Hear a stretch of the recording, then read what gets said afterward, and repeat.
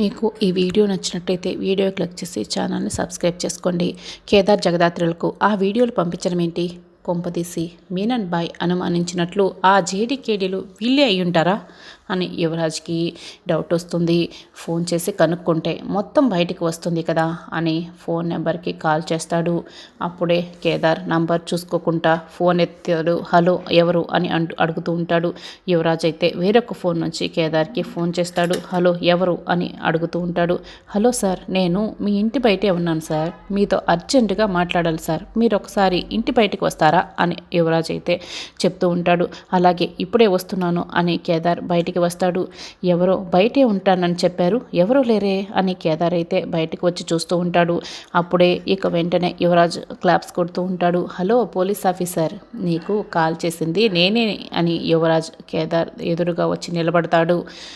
అయ్యో, వీడికి మొత్తం నిజం తెలిసిపోయిందా? మేము పోలీసులమని కనిపెట్టడానికే ఇలా వేరొక నంబర్ నుంచి కాల్ చేసి నన్ను ఇరికించేశాడా అని కేదార్ అయితే బాగా కంగారు పడుతూ ఉంటాడు.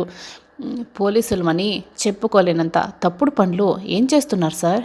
ఇప్పుడే మీ గురించి మొత్తం ఇంట్లో అంతా చెప్పేస్తాను అని యువరాజ్ వెళ్తూ ఉంటాడు. యువరాజ్ ఆగు అని కేదార్ అయితే బాగా కంగారు పడుతూ పిలుస్తూ ఉంటాడు. అయితే యువరాజ్ వెనక్కి తిరిగి చూసే లోపల ధాత్రి అక్కడ అడ్డుగా నిలబడి ఉంటుంది. ధాత్రిని చూసి యువరాజ్ అయితే చాలా షాక్ అయి అలాగే చూస్తుంటాడు.